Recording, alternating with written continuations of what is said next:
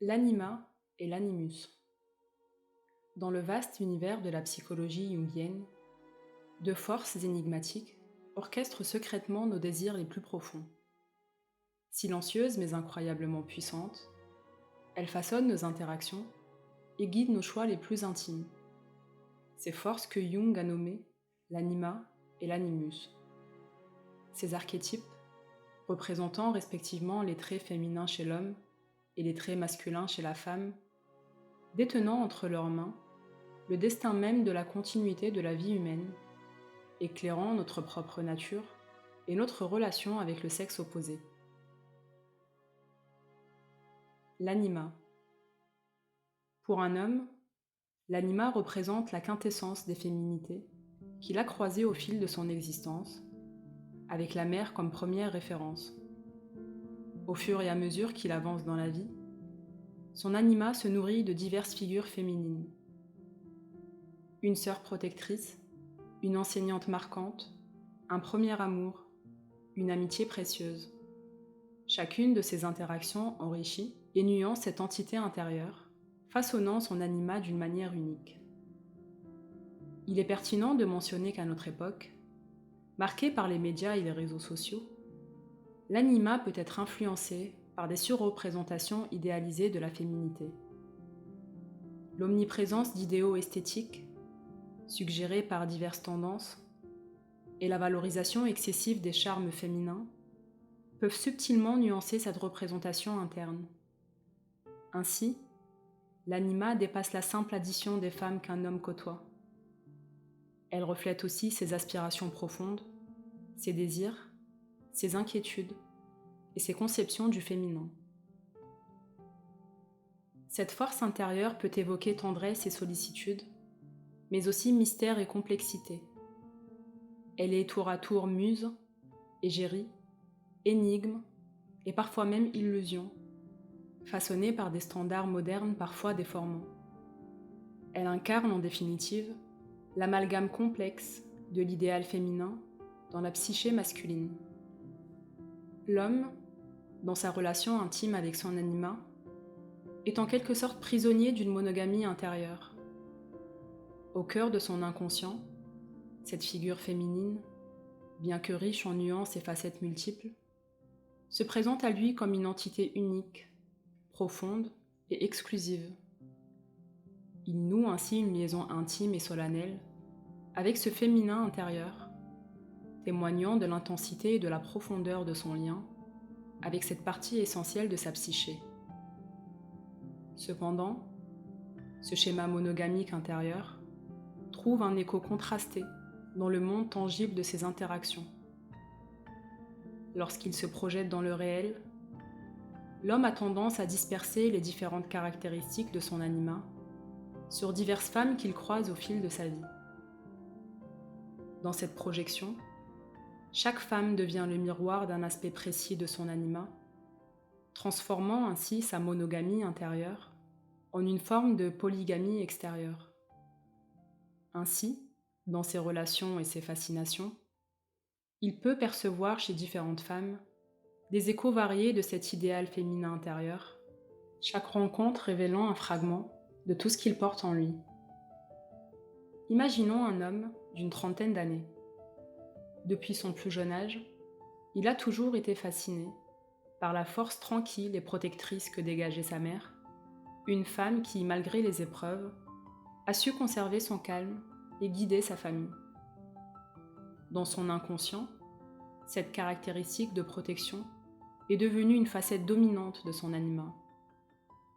Lorsqu'il était à l'école secondaire, il a développé une relation étroite avec une enseignante qui était passionnée, expressive et vivante, une vraie source d'inspiration pour lui. Cette expérience a ajouté une nouvelle dimension à son anima, celle de la passion et de l'exubérance. Ensuite, lors de ses études universitaires, il a rencontré une camarade de classe douce, introvertie et mystérieuse. Elle semblait toujours avoir un secret ou une profondeur cachée, ce qui l'intriguait énormément. Cette aura de mystère s'est alors également intégrée à son image intérieure du féminin.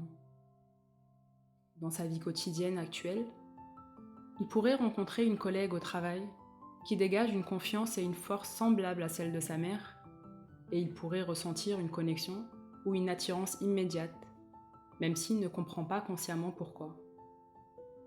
Lors d'une soirée, il pourrait être captivé par une femme exprimant son opinion avec passion, lui rappelant inconsciemment l'exubérance de son enseignante du secondaire. En même temps, lors d'une sortie en groupe, il pourrait être intrigué par une autre femme, réservée et énigmatique, qui lui rappellerait sa camarade de classe universitaire. Sans vraiment le réaliser, ce jeune homme projette différentes facettes de son anima sur ces femmes, cherchant inconsciemment à se connecter ou à comprendre ces aspects de lui-même à travers ses interactions avec elles. Cet exemple illustre le contraste entre la monogamie intérieure et la polygamie extérieure dans la relation d'un homme avec son anima. Alors qu'intérieurement, il possède une seule et unique image féminine composite qui englobe diverses facettes et archétypes, extérieurement, cette relation intime et complexe peut se manifester par une attirance ou une connexion avec plusieurs femmes, chacune d'elles représentant ou incarnant une partie spécifique de son anima. L'homme, dans l'exemple, n'est pas nécessairement conscient de ce phénomène. Il est guidé par une quête inconsciente pour explorer et comprendre les différentes dimensions de son anima à travers ses relations. La polygamie extérieure, ici, n'est pas une question de désir de diversité, pour la diversité elle-même, mais plutôt une exploration des différentes dimensions de son anima. C'est une manifestation de son désir de se connecter avec, de comprendre et d'intégrer pleinement cette entité féminine intérieure à travers ses interactions réelles avec les femmes de sa vie. L'évolution personnelle et spirituelle d'un homme est intrinsèquement liée à sa relation avec son anima, cette figure féminine intérieure qui influence ses interactions et sa perception des femmes dans sa vie. Lorsqu'il est encore profondément enraciné dans les premières étapes de cette relation avec l'anima, l'homme peut, dans certaines circonstances, avoir des réactions envers les femmes qui sont intenses et émotives, voire démesurées. Lorsque cela se manifeste, ce comportement enflammé ou excessivement passionné, souvent perçu comme de l'adoration, de la dépendance affective ou même de l'obsession, découle en réalité de sa projection de l'anima sur cette femme. Il ne s'agit pas tant d'une passion pour la femme en elle-même, mais plutôt pour cette image idéalisée qu'il a créée à partir de son propre inconscient. Il est essentiel de comprendre que cette ardente passion n'est pas nécessairement un signe d'amour véritable pour la femme, mais plutôt une fascination pour ce qu'elle représente dans son esprit, une émanation de son anima. Cette réalisation peut être perturbante, car elle suggère que, dans de tels états, l'homme n'est pas réellement amoureux de la femme, mais de l'image qu'il a projetée sur elle. L'évolution requiert donc un processus de mort ou de détachement de cet anima. Cela ne signifie pas supprimer ou renier cette part de lui-même, mais plutôt reconnaître, intégrer et transcender cette projection. En tuant symboliquement son anima, en la reconnaissant comme telle grâce au processus d'individuation, l'homme libère la femme de la charge de sa propre projection, lui permettant de la voir pour ce qu'elle est réellement, indépendamment de ses propres désirs et besoins psychiques. Ce détachement ne signifie pas la perte de sentiments ou l'absence de romantisme et d'affection. Au contraire, en parvenant à cette clarté, l'homme est en mesure d'aimer de manière plus authentique et profonde. Il peut alors former des liens basés sur la vérité et la compréhension mutuelle, plutôt que sur des illusions. Cette clarté est cruciale pour l'accomplissement de soi et constitue une étape fondamentale dans la quête de la véritable connaissance de l'autre. Selon Jung, le processus d'individuation, que nous avons déjà abordé dans les épisodes précédents, s'établit en 5 étapes, pour l'homme comme pour la femme. Rappelons que les archétypes servent de langage universel, transcendant les cultures et approfondissant notre compréhension de l'expérience humaine. En explorant les 5 étapes archétypales de l'anima, un homme progresse de l'attirance purement physique vers une profonde connexion spirituelle avec le féminin en lui. Commençons avec l'archétype de la femme primitive, qui est souvent représentée par une amazone ou une figure de la fertilité. À ce stade, l'anima est perçu par l'homme comme une force essentiellement charnelle. L'attirance se base principalement sur les attributs physiques, avec une émotion superficielle, dénotant une attraction brute et instinctive. Cette représentation primitive de la femme peut par exemple être observée dans des œuvres telles que les Vénus paléolithiques. En évoluant vers l'archétype de la femme romantique, l'intérêt pour le féminin va bien au-delà de la simple attraction physique. L'homme commence à valoriser la femme dans toute sa complexité, établissant des liens plus profonds, tant émotionnels qu'esthétiques. C'est par exemple ce que l'on ressent devant la dame à la licorne ou la jeune fille à la perle. La femme vénérée évoque une figure emblématique d'admiration ou de respect. Ici, elle est hissée sur un piédestal, sublimant son rôle central, incarnant des vertus ou des idéaux auxquels l'homme aspire. C'est ce sentiment que l'on peut retrouver en contemplant la Vierge au rocher. En poursuivant ce chemin évolutif, on rencontre la sagesse de l'éternel féminin. Une œuvre telle que la Sibylle de Delphes illustre cette incarnation de femmes empreintes de sagesse, guidance et intuition. Enfin, concernant l'archétype de la femme transcendantale, un tableau comme le baiser de Klimt pourrait être pris en exemple. Cette œuvre met en lumière la femme comme un pont vers une compréhension plus profonde de l'univers et de l'existence elle-même. La compréhension et l'intégration des 5 étapes de développement de l'anima sont cruciales pour la maturation psychologique et spirituelle de l'homme. Elles symbolisent le voyage d'une relation, initialement basée sur le désir physique et instinctif, vers une connexion plus profonde, spirituelle et transcendante avec l'essence féminine en lui.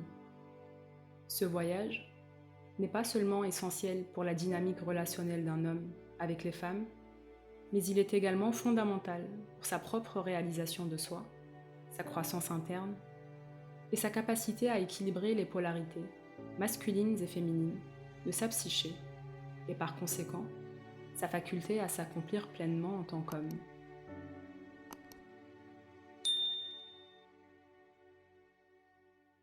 L'animus.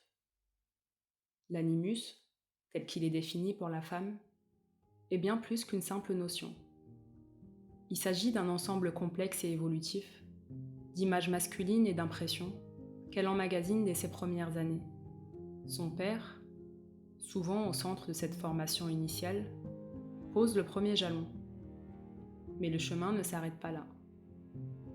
De nombreux autres acteurs masculins laissent leurs empreintes sur cette représentation, au fur et à mesure que la femme traverse les différentes étapes de sa vie. Un frère qui la protège, un professeur qui la challenge, un premier amour ou un ami fidèle. L'animus, dans la psychologie féminine, ne se limite pas aux figures masculines tangibles ayant marqué la vie d'une femme. Il s'étend également aux héros de la littérature, aux personnages de films et aux figures publiques admirées. Cependant, il est intéressant de noter que, dans la trame de nos sociétés contemporaines, l'animus peut aussi évoquer l'image d'un homme, excessivement fortuné, vu comme capable de répondre à ses besoins matériels superflus, mettant en lumière des facettes plus mercantiles de la masculinité actuelle. Cette entité complexe englobe les diverses perceptions de la masculinité, allant du guerrier courageux au mentor sage, en passant par le partenaire énigmatique, le séducteur ou encore l'aventurier. Toutes ces influences, qu'elles soient réelles ou fictionnelles, contribuent ensemble à façonner l'animus dans l'inconscient féminin. Néanmoins, une caractéristique de l'animus interpelle. Même si la femme abrite en elle une panoplie d'images masculines, lors de sa projection extérieure, ses multiples visages tendent à se fondre en une seule figure. À l'inverse de l'homme, pour la femme, cette diversité interne, qui se veut polyandre, se traduit paradoxalement en une monogamie d'attente vis-à-vis du monde extérieur. Ce phénomène se manifeste lorsqu'une femme aspire à retrouver, chez un unique partenaire, l'ensemble des traits de son animus, aventurier, sage, héros et séducteur. Cette synthèse d'attente peut aboutir à des idéalisations, à des espérances parfois démesurées et à des malentendus, car il est improbable que l'homme tangible réponde parfaitement à cet idéal composite. Prenons l'exemple d'une jeune femme de 30 ans. Depuis son adolescence, elle a nourri en elle différentes images de l'homme idéal, à partir de ses expériences, des films qu'elle a regardés, des livres qu'elle a lus, et même des histoires racontées par ses amis. Elle admire le courage et la détermination de son père, l'érudition et la sagesse de son professeur de littérature préféré, le charme du protagoniste d'un film romantique, et l'indépendance et le sens de l'aventure de son meilleur ami d'enfance. Lorsqu'elle rencontre un collègue de travail, elle est instantanément attirée par lui. Il est intelligent, bien éduqué, et démontre un certain sens de l'aventure en parlant de ses voyages passés. Sans s'en rendre compte, elle commence à projeter sur lui toutes les facettes de son animus. Elle espère qu'il possède non seulement la sagesse de son professeur, mais aussi le charme du personnage de film, le courage de son père et l'esprit indépendant de son ami d'enfance. Avec le temps, elle réalise que, bien que cet homme possède certaines de ses qualités, il ne peut pas incarner l'intégralité de son animus. Il peut être sage et aventureux, mais il n'a pas le charisme du protagoniste du film, ni la même indépendance que son ami d'enfance. Elle se retrouve alors face à un dilemme. Elle doit reconnaître et accepter cet homme pour ce qu'il est réellement, ou bien continuer à chercher chez lui des traits qu'il ne possède pas, risquant ainsi de créer des tensions et des malentendus dans leur relation. Cet exemple illustre comment la projection de l'animus peut influencer nos attentes et nos relations dans la vie quotidienne, et comment la prise de conscience de cette dynamique peut aider à établir des relations plus authentiques et équilibrées.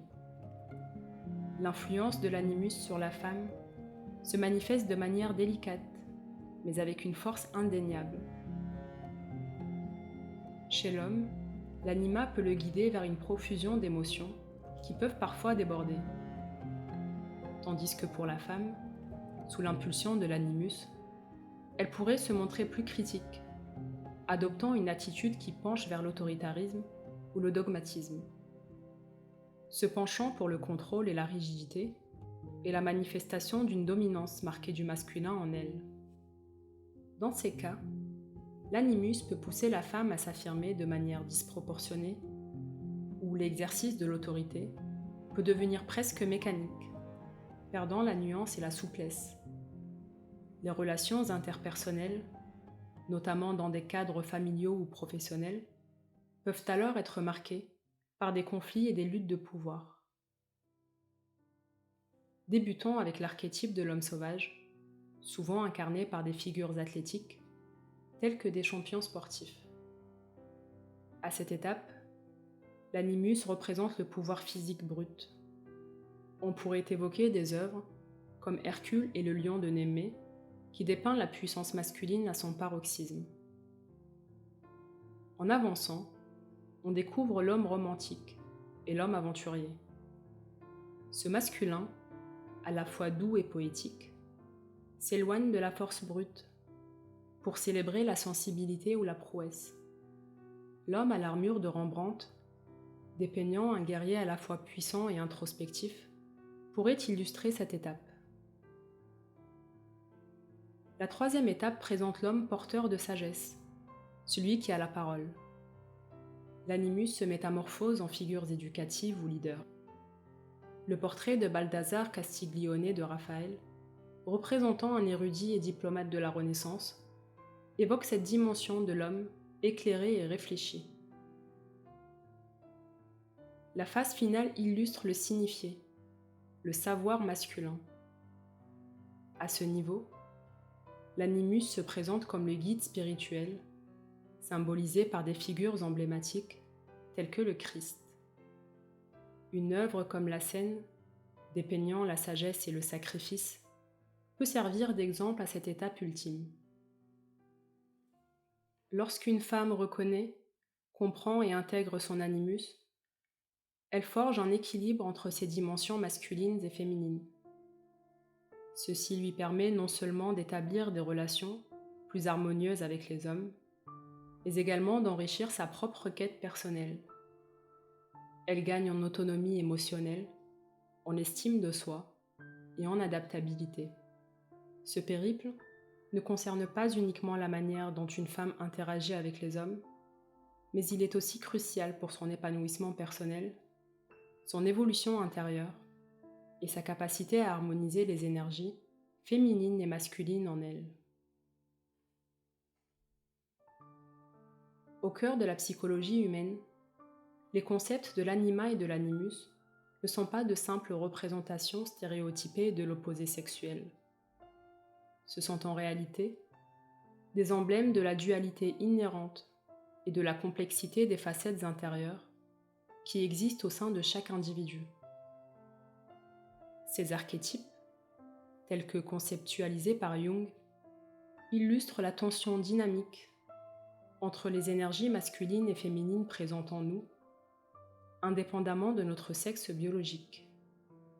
Chaque personne, dans son voyage de découverte et d'autoréalisation, est confrontée à la tâche monumentale de reconnaître, de comprendre et finalement d'intégrer ses forces, souvent opposées. Ce processus, bien que complexe et semé d'embûches, est essentiel pour atteindre une existence authentique, harmonieuse et équilibrée. Car c'est en plongeant profondément dans cette danse délicate, entre le conscient et l'inconscient, que nous découvrons les richesses insoupçonnées de notre être véritable. C'est la fin de ce 3e épisode consacré à Jung. N'hésitez pas à liker la vidéo, à me laisser vos commentaires, ça fait toujours plaisir, et à activer la cloche pour ne pas rater les prochaines vidéos. Au plaisir de vous retrouver très bientôt.